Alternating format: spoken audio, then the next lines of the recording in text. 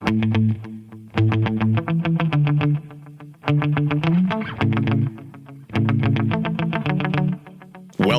to the Cashing In on Creativity podcast with artist, author, and creative business consultant, Bruce Outridge. Let's get started making money with your unique talent. On with the show.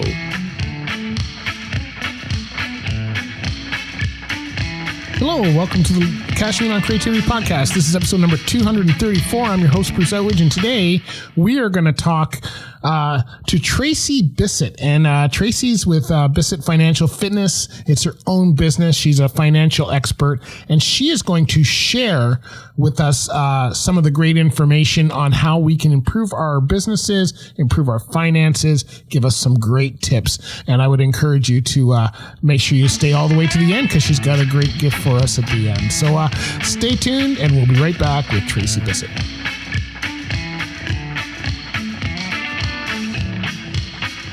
Hey folks, I got a book that I think you're going to love. It's called You're Not Done Yet. This is a book that I released in March 2020, and is a book that helps you figure out where you're going in life and figuring out some of the talents you got.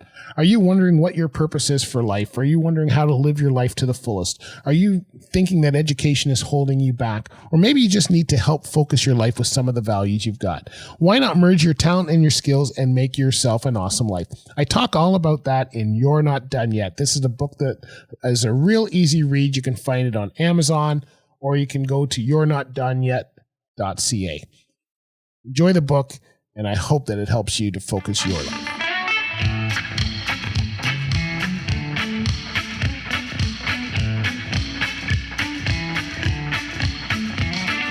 All right, so today's guest is Tracey Bissett, and let me tell you about Tracey. Tracey's an accomplished professional with 20 years of experience in the financial services industry. She works directly and indirectly with personal, commercial, and corporate clients. She's the chief and president financial fitness trainer, and she works with her own podcast. Her goal is to help clients understand and improve their level of financial fitness with a goal of increased confidence using financial skills so they can be successful in their financial life. And she works with people of all ages. And we are going to learn a lot about how to improve our finances as creatives, improve our finances as entrepreneurs. And it doesn't matter where you are in the spectrum, whether you are experienced as an investor or if you're just trying to put a budget together, you're going to get some great tips out of this. So stay tuned, and we'll be right back with Tracey Bissett.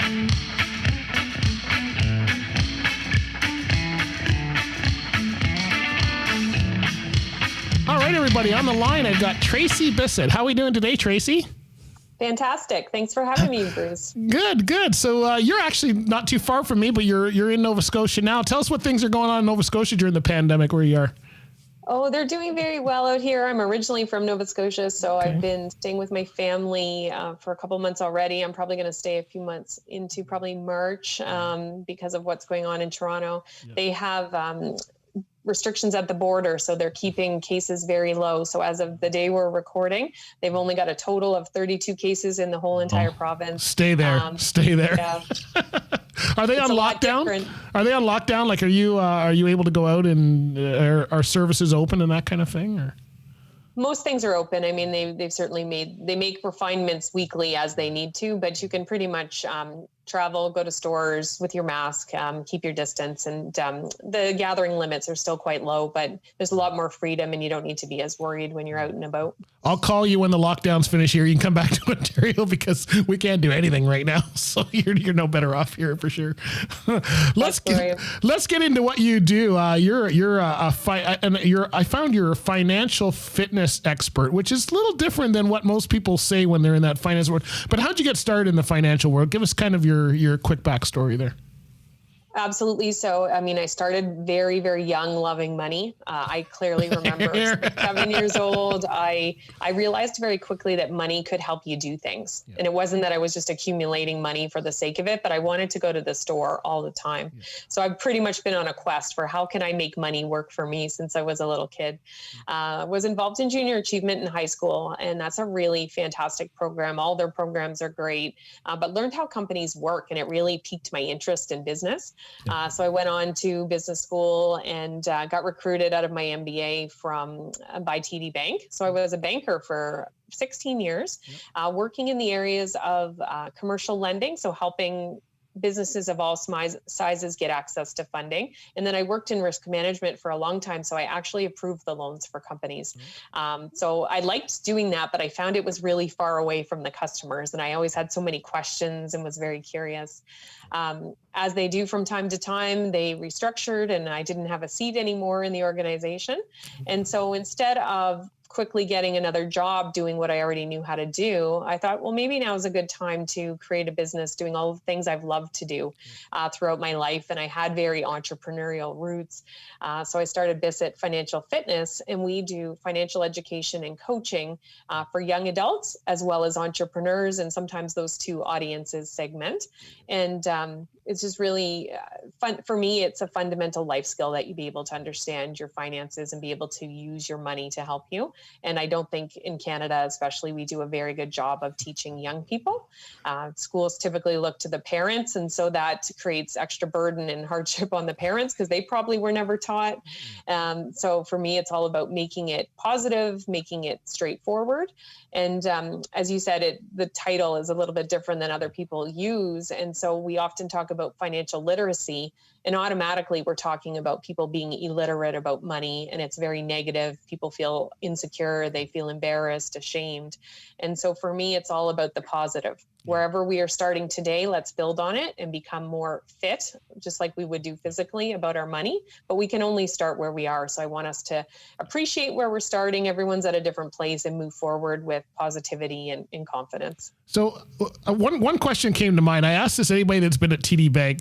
Is the head of TD Bank a cartoon fan? I have done more cartoon work for the TD Bank than any other bank in Canada. And I'm always wondering, I go, this guy must just have a love of cartoon at the top and said, everybody do this. I don't know if that's the case, but I don't know that, but I do know that quite often, like when I was there, people would have their pictures in the directory and they would have the cartoonish version. Yep. So I've never seen it as kind of a mandate, but definitely there was a flair for cartoons there. My caricature business is all weddings and corporate events. And I don't know how many across Ontario here, TD Banks, I've done, their corporate events. And I always thought, boy, I've done stuff for the other banks as well, but TD is like all the time, right? So it's good to have. What kind of specific services would you have? So you mentioned some of the people that you help in your business, but give us an idea of what your specific services are. Is it just coaching or investment, or how's that work?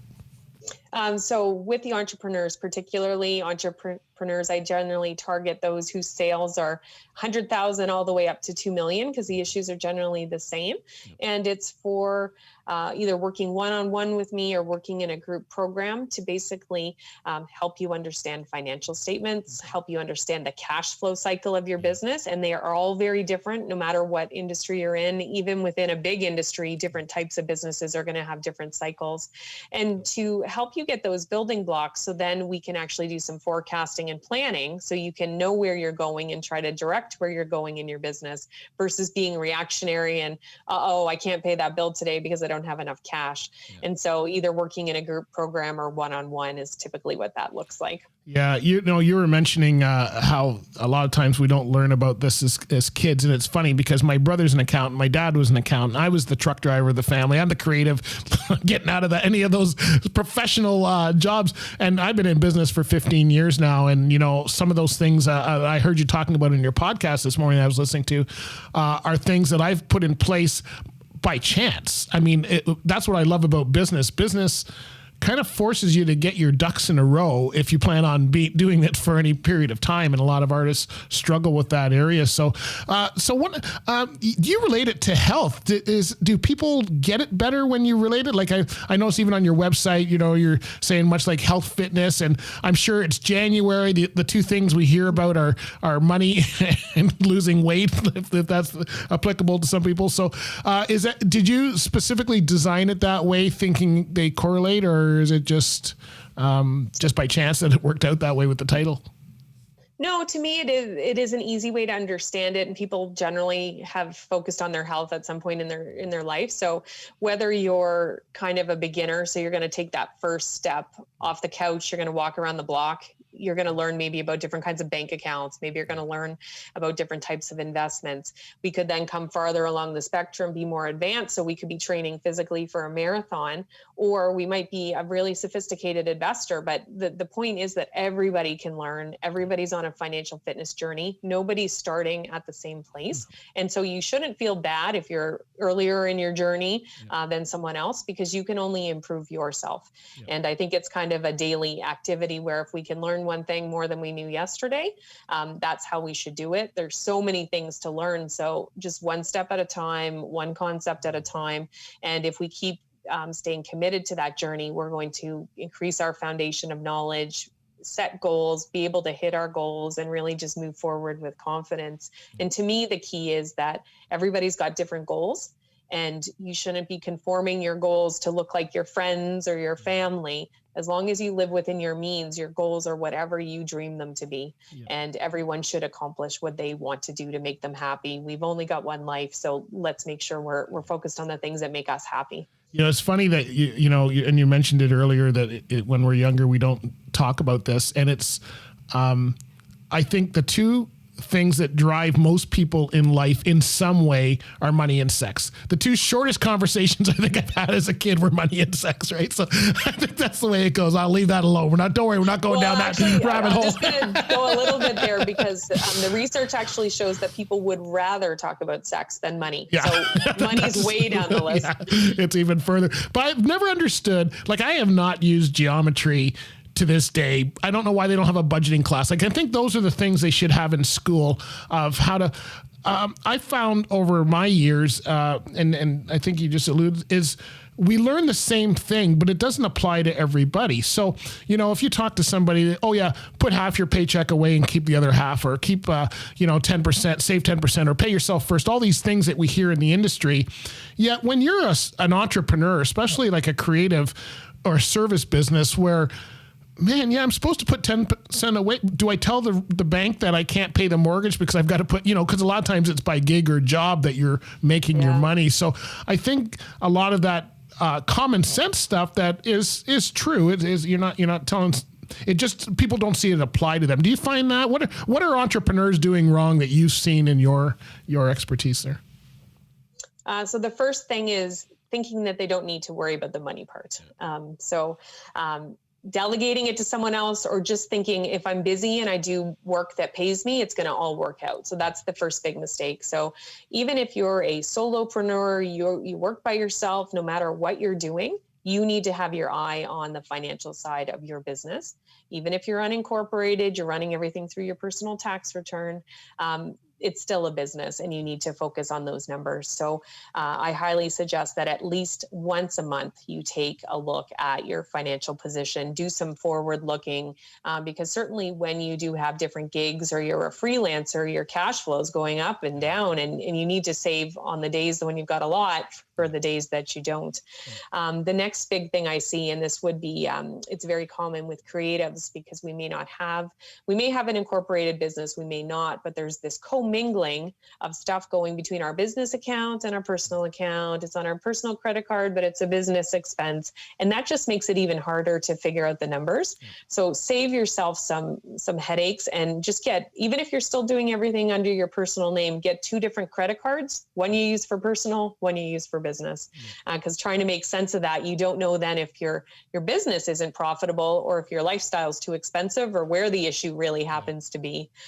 So those are 2 that really come to mind. And back to your comment about some of these rules of thumb don't necessarily apply. Those rules of thumb are based on people having a salaried income that comes in on a regular frequency. And so we do need to make alterations when you've got that fluctuation in everything that's happening. Yeah, I found that the first couple of years, especially when I started my business in 2007, and you're just trying to get work.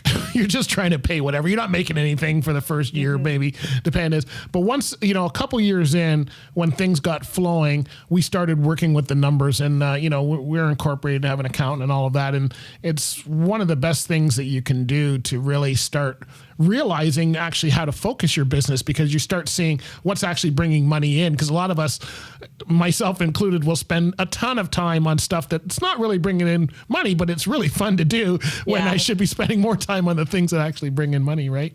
So it's 2 points I'll raise on that. So number one, there are often a lot of programs available for artists and other creatives in terms of government funding. But if you don't have good records, you can't qualify. Right. Because you can't get your application together. Right. So number one, look for the free money and then have your records orderly. The other thing that totally comes up, I see it continuously, and we see it in some creatives as well, like visual artists, graphic designers, things like that, is this fear around what you're going to charge. Yep. And so what that does is this brings us back to when we were a little kid and we formed all of our views about money. However, we generally instinctively feel about ourselves and our relationship with money, that's what kind of goes out when we try to ask people what to pay us. Yep. And so we've got to be thinking about the value that we're bringing, look across the market, what are other people offering common services for, and then stand behind your worth and charge what your product or your service deserves. Yeah, I found the easiest way to do that was to actually standardize, because I am terrible with that. I'm the one who gives everybody a deal. My wife's the opposite. Thank God she handles all the stuff coming, because she's the one who charges everybody double. Just kidding. But we are two different mindsets when it comes to money. But so we've standardized everything so that it's not this big debate of how much should we charge you. Like, here's our price. Here's what we do. You might give a friend a deal or something, but it's always we've got it standardized across the board. And so we both know what we're charging. We both can make sure we're saying the same thing to customers, and it works out well. So in these times, you mentioned, free money or government money, whatever you want to call it. And I don't think anything from the government is free. I'm waiting to see this all come back to us one day. But in these times of a pandemic, what should be, especially these people who are service-based or not really service-based, but like creatives like ourselves, so many of my friends are event artists. They're very successful as long as there's events going on. Usually I'm doing 120 to 150 dates a year, and last year I did 2. So I'm sure a lot of my friends are in that same boat. Some have been able to transition to digital, but what should small businesses, I'm going to say anybody under that $100,000 mark, be trying to do at this time when they're not even allowed to go out of the house? Do you have any ideas how someone can manage during tough times like this? Yeah, a couple of things that come to mind. So first of all, if you've never done it before, let's articulate all of the expenses you have in your life. Let's find out what is that amount we've got to cover. Certainly then, and whether you do it yourself or you get someone to support you, look into all of the government supports. One conversation I had very routinely through 2020 with individuals and business owners was they said they were going to leave the money for other people. And they felt bad taking it, and they weren't so bad off. That shouldn't be the mentality. Yeah. The government's putting out programs. If you qualify, take the funds, especially if it's a grant or it's free money, because as you said, it's not going to be free. We're all going to pay for this in our taxes, and that's what's going to happen. So get your share. If you have something that you can pivot or translate to some different way of delivery, it may be something you haven't even really thought of, but you have lots of skill sets. So think about what you can monetize. And for some people, it might bring a brand new revenue line they keep, even when we're not on a lockdown and things aren't constrained like that. But it may be something that you do temporarily. Or take stock of what other skills you have. It may not be your most favorite thing to do, but if it gets you and your family through the next couple of months, offer another type of service. I've heard lots of great stories, even people who've started providing music lessons online to all the parents are scrounging for stuff for their kids to do, or even people who are home and isolated and bored. Somebody who has a musical talent could very easily fill their day with lessons on Zoom. Yeah.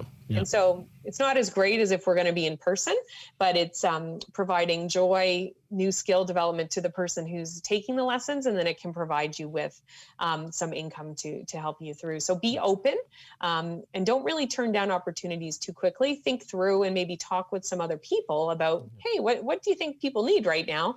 And the other thing would be to look at industries that are doing very well. Is there anything that you could do to help them and kind of be part of their growth? Because we know there's lots of places that are doing extremely well despite what's going on. So how can you take what you do and link it or package it in such a way that it fits there too? I know for me, one of the things I did, because being an event artist, we lost 60% of our business when the pandemic hit. And it's still, even now, we thought we'd be through some of it. Even our events that moved from last year to this year are now starting to move to next year or canceling. So we're actually going through this again. But, a lot of people used to kind of laugh at me, because I've always been into a lot of different things. We've got an art business. I've got my podcast and I've got a television show here, and my wife does English-French translation. It's just the two of us, and people go, boy, you guys do a lot of things. It must be hard to focus. Well, when the pandemic hit, thankfully we did that because she's been busy. My other podcast, I make money from that through advertising. So I've had income coming in there. We've got the odd commission coming in. So we've survived, and we're going to keep surviving, but we're staying in track there. And a lot of people are starting to think, I started looking at ours and I go, okay, I want to make sure that we're not so focused in one area again, should this happen again. And, so I'm actually building, that's why I started the radio station stuff, building that online. And then when this comes back, I know I'll have the in-person stuff once it comes back. So that's a very, very good advice that you just gave us. Yeah. And then the great thing, I'm a huge advocate for making as much money as you can from as many different sources as you can, because once you hit a certain size, if you decided you could outsource part of that, that thing that's doing really well to a team member in the future. But right now it's helping to protect your income. And when things are back to normal and things are going very strong again, make sure, back to the pricing, like charging what you're worth, because if you make more money, you can hire someone, you can donate then sometimes your services or your time in the community to people who maybe can't afford to hire you. And it just gives you so much more flexibility. So some people think, well, I just want to have a small business. Small business has as many headaches as a little bit bigger one. And it actually doesn't pay very much. So focus. And just like you said, when you started looking at the numbers, see where the money actually comes from, and then give that the appropriate attention. And then whatever time you've got left, do all your fun stuff you love the most. Yeah, no, it's hard to do. Now, one of the other things you talk about a lot in your talks and stuff is paying yourself through your business. And this is something we do, but a lot of other businesses, a lot of smaller businesses don't possibly do that, especially if they're sole proprietor or something like that. So talk about what you mean when you say pay yourself through your business, because most people are thinking, well, I did the gig, I got the money, I guess I've paid myself, but that's not really what we're talking about, I don't think. Absolutely. And I was a huge fan of this before pandemic, for obvious reasons and all. So the key reason being that when you go to apply for credit personally, people are looking for you to have a track record of income. So especially if you're incorporated, make sure you're on some level of salary so that you have proof to show that you can pay back personal debt obligations. That's the first one reason. And we saw definitely during the pandemic that some people in businesses were disadvantaged by the government programs because they were not paying themselves. They were maybe covering some expenses, but they had no regular pay coming to them. The government made changes and expanded the program to include if you paid yourself with dividends. But I think we've seen the writing on the wall that at least some minimum level of salary needs to be paid. And what can happen with people who are service-based providers or creatives, you think, oh, it's just my time. It's okay if it takes 10 hours, 20 hours to do whatever. I encourage people who are thinking that through and they're trying to figure out the price and think about how much time it takes. What if you outsource that to somebody else? What would you have to pay them for them to actually come and do it for you? And that's at minimum what you should be charging.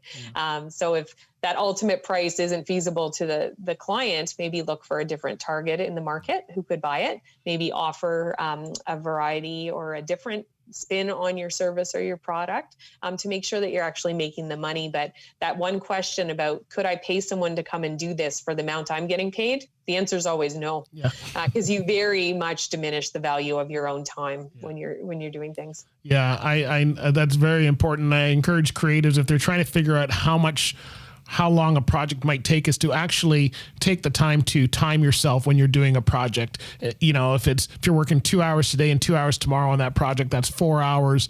Then decide what your time's worth, and that's a good ballpark to start figuring out. You know, and then add on expenses and all that kind of stuff. So the next question is something my wife and I argue about all the time. So I'm asking for some personal advice here. I think I already know the answer, but I'm interested to hear what you have to say. I don't know if you see this studio, but it didn't get here on its own. I am Mr. Gadget, if you want to call it that. I'm always looking for a better camera or a better mic or whatever it is, you know. And my argument is always, well, it makes money, so that's a reason to possibly go ahead and get that. And you've got one of those things is, how do you know whether you should buy something for your business in 5 minutes or less? I'm kind of interested to hear what you have to say about that. Absolutely. So, I mean, depending on the size of the purchase you're going to make, if it's something of a significant investment, and that really depends on your business, what's significant. For some people, $1,000 is significant. For other people, it might be 10,000. So when you have a cash flow forecast in place and you can see when money's coming in, when money's going out, the timing that it happens, as you're working through that, you can quickly put in this new expense and see, will I still be able to pay my bills? If you can't do it out of cash flow, if it's something a little bit larger, should we put it on our credit card? Maybe should we get a loan for that? And thinking through the options. The other flip side is to also think about, does this actually generate money? And is there a return to be had on this particular thing? I would say, like, I'm going to pick a mic as an example because it's right in front of you. There is a wide range of mic prices out there. And as long as you're past the basic, you probably get to the same quality. And so you have to ask yourself, do I just want the newest and coolest thing? Or will this actually improve the quality of my audio, which may then attract me more listeners, which may attract sponsors? And so thinking it all the way through, because some things we just do it because we like it, even though it won't change things at the end of the day. Well, and I'm a firm believer in the best equipment you can afford. And I'm going to leave afford to, what you were just talking about, whether someone can do that or not. But I've gotten a lot of business because people see the professional equipment, or, that's how I've built a lot of our business, especially our online stuff, by people seeing this kind of stuff. And I do a lot of video for event production as well. So people see the cameras, they see the lighting. You kind of have to have it. You probably could get by without it, but the quality is not there. So a lot of this stuff, though, also saves you time. So like you're saying, you really have to know your business and how much your time's worth, because, I've got a mixing desk here, which I just bought last year. And it saved me time because of some of the things it does. It saves me editing time down the road. So I'm actually quicker doing what I'm doing. So it's some of those decisions. So I was just to hear what you had to say. I know, because my wife's always going, what happens in our business? My wife handles all the admin. So she sees the bill come through and then I pay all the bills. So we've got a kind of a check balance system here, and she's going, what was that for? And do we need it? She doesn't understand that part. So. Well, just like you said, because if you've freed up that time, maybe you can do another show, maybe you can service another client, whatever it may be, or maybe you're taking a little bit of a break because you're getting burnt out and you can just actually do your work faster. There's all kinds of things that go into it, but knowing the numbers is the key. And having that regular time to look at them, making sure you're on track. So I do have a gift for your audience to help people get started. It's a money meeting agenda. So if you really don't know where to start and you've been intrigued by the conversation, so if you head over to cashcoach.biz, you can download this money meeting agenda. And the first meeting is probably going to be you just looking at it and seeing, do I know what these things are? And then next meeting, maybe it's looking at your bank account. what's going on in there, and just starting to get comfortable. So you ease in wherever the right place for you is. So a money meeting agenda to get you started at cashcoach.biz. That's great. Thank you so much for that. I think that's really important for people. And, there's something you mentioned earlier, and I heard it on your podcast as well, about making a list of all your expenses. And that's part of the cash flow thing. And knowing I did that about 3 years ago. And to this day, I still bring it out every, we used to, kind of pay things when you have money and then you don't. And a few years ago, we decided, okay, we got to get more in a system to this. And so like every Monday I pay the bills for that week and I've got them all listed out and I actually check off, okay, there's money in the account for that and highlight it. That's gone out, and then my wife does all the reconciliation in the computer with the statements. But I found it a lot easier. And there's some weeks we go, well, we made it through this week. And then you're hoping that next week you got, but it really does help. Some of those things that people go, I don't need a list. I know how much. Well, no, you don't. You really sometimes don't realize that $30 insurance thing comes through, so this is a good way of checking. I found that you've said that a few times on your podcast as well. And I thought it was really good advice and something I've done. And I've been through all of those scenarios you had. I've gone through the bankruptcy. I've gone through the credit counseling when I got a divorce. I've gone through business. I've gone through all of those scenarios that, we talk a lot about on your podcast. So I encourage people to do it. There is a way to keep going. Just have to. Well, the intangible, which you've just described, but people may not be hearing, is when you don't know your numbers, you sit with this weight basically on your shoulders, and it's like your mind is in a fog, and you're imagining the worst case scenario at all times. So when you actually know all those details, like you just outlined, and how you highlight them, check them off, you actually remove stress. Yep. You have confidence. You can go about your business at like 100% focus versus half of your mind being worried about, oh my gosh, I don't know if I have enough money. And so that brings a lot to your satisfaction in life and your overall health. And then also your relationships, because you're not on edge, you're not anxious. So now you're not probably going to get in as many disagreements with other people because you're feeling calm about that piece, which spills over into everything. Yeah. And I'm the kind of person, money stresses me out. As long as I know I have enough in the accounts, I'm good. It's when I'm, how are we going to make that payment and worrying about stuff. So I found that for me, I need to kind of make sure that component's taken care of to as much as we can. And that way I'm not stressed and I can move on doing, what I need to do. Let's talk about your podcast. We mentioned your podcast a couple times and it's what your money, is it youth money? Young money. I thought that was cool. Making yourself a millionaire or billionaire or whatever it was. Tell us about your podcast. How long's it been going and that kind of thing? So Young Money, the advice show for millionaires in the making, geared for 18 to 30-ish in age group, but it is really for anyone who wants to learn some basic things and have some fun too. I love music myself. I love going to concerts. So 2020 was a very hard year for me. I usually go to about 20 concerts or more. And so it's how can we make it fun? How can I give frameworks, thought processes, questions to ask when you're approaching different things?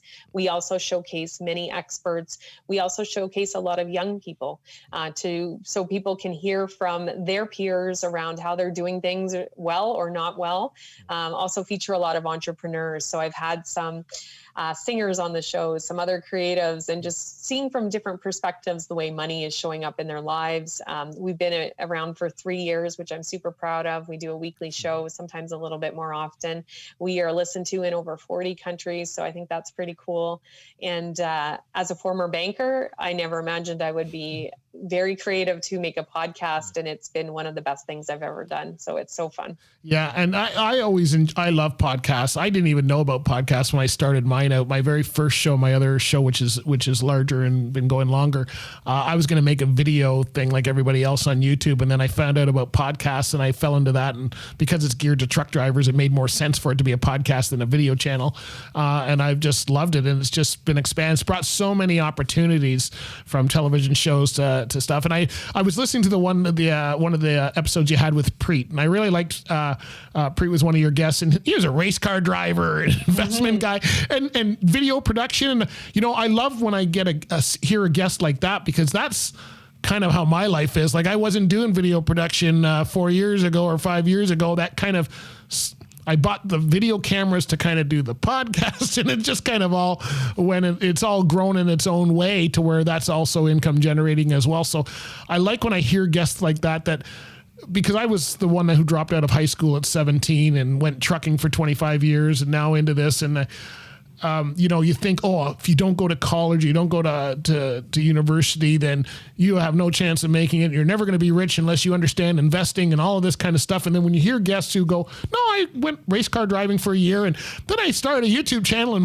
now do production for corporate, it makes you go, oh, okay, I can do this. And I that's what I really enjoyed about your show when I was listening to it. Oh, great. Thank you so much. Yeah, there's so much in terms of bias or preconceived ideas people have about money, and that there's only one way to do it. And the goal of the show for me is to show to young people and young adults that there is any route you want gets you there. But you need to learn, you need to take accountability for it. You need to start having conversations, and there's no one way. So whichever way you pick, be good at it, be prepared to change direction, and get very clear on your goals. Because you can have whatever life you want, but you need to know what that is, and don't be caught up in what people are doing on social media and trying to emulate their lives. Have the life that you want. Yeah, and that's what we hear. A lot of times the podcasts are done by people who are millionaires and stars, and yeah, I can see how you can do that if you're making 20 million a month, whatever it is you do. But I'm not doing that, right? So I always like that, somebody you can relate to that's, kind of, okay, that makes sense. I'm at that point where my business is the same size, so I can understand, like, there was some great information, and I don't think it's for people under 30 because I'm 57 and I was, going, okay, good. I've done that right. Oh, I could probably work on that. We all can keep working and learning, right? Oh, that's the thing about the financial fitness journey. We're all on it. I typically learn new things every guest I have, which is amazing. And I was really pleased we were able to start a scholarship fund in 2020. So for me, if you are lower income or you don't have access to finances, that's a barrier to education.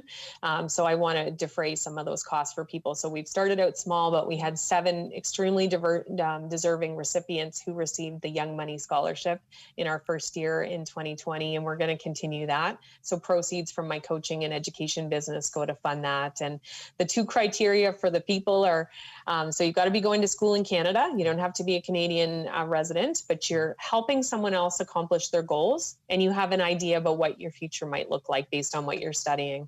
So I really want it aligned with our values of giving back and helping others. And so if you have anything of good fortune through hard work, if you have a good life, pay it forward, help some other people. And those are the people we selected.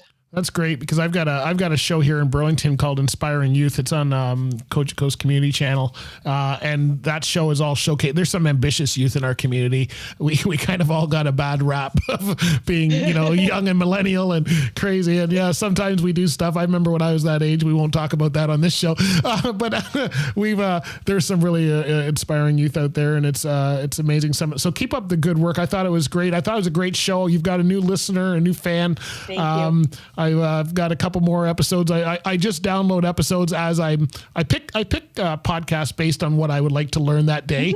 I'm not necessarily someone who subscribes to everybody other than my own shows, but once you're on my list, I'll usually go back and look and go, okay, yeah, that episode's good. And I found that's the way I found podcasts and listen to inspiring information. So if I'm trying to figure out my money that week, your show's on. I remember when I was doing a children's book, I found a podcast all about children's books, which I learned a lot about that. So there's a great stuff there. Where do we go to find more about you, Tracey? Where should we go to find out more about your scholarship? And I think on your website you had a link to the podcast. Where should we go? Best place if you want to share comments or connect with me is on LinkedIn. So Tracey has an E, Bissett, 2 S's, 2 T's.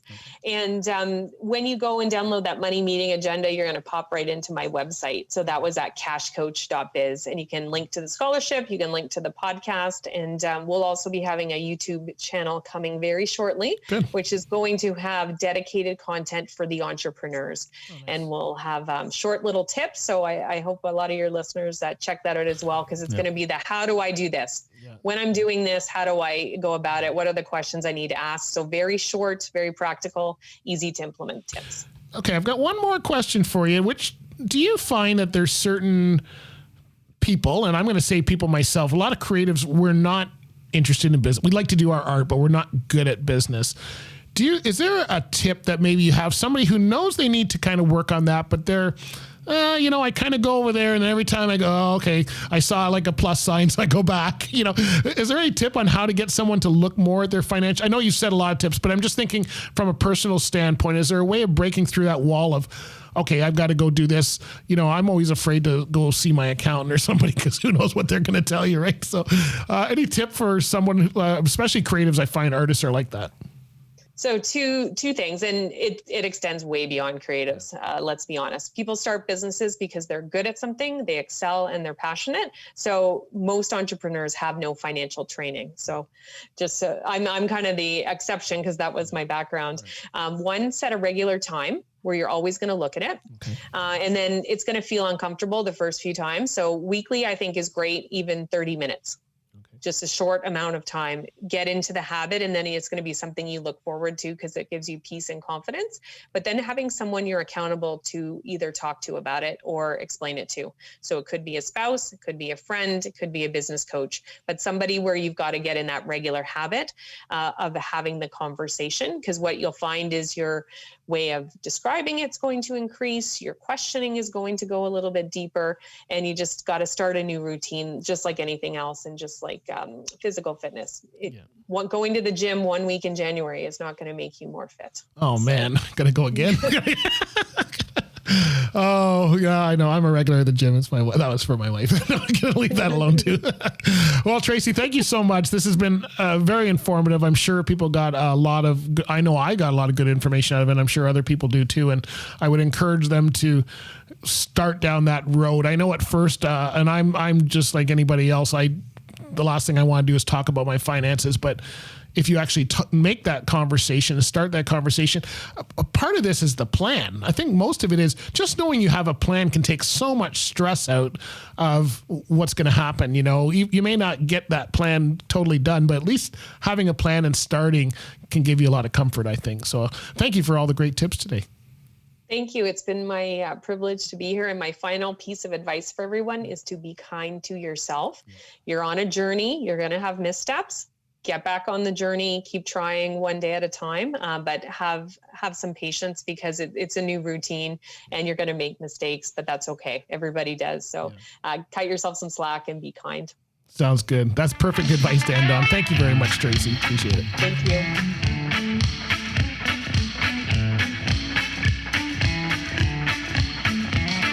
Hey folks, are you ready to get started as an artist? Are you looking for a book to help you? Hey, whether you want to start your business out of the gate on a part-time basis or you want to go full-time and jump right in, this book will help you. This is a book called How to Start an Artistic Business in 12 Easy Steps. And you know what? It's free. That's the cool thing about it, that you can get it free at cashinginoncreativitypodcast.com. All you have to do is go there, sign up, and you'll get a PDF download that is set up like a workbook so that you can work one day at a time, 1 week at a time, 1 month at a time, or you can do it all at the same time. Whatever works for you. This book will work for artists, authors, anybody that's a creative that is looking to use their talent to start a business or career. This is the perfect book for you. It tells you all the things you need. And I wrote it many years ago, but it still works today. So where can you get it? Go to cashinginoncreativitypodcast.com. Enjoy.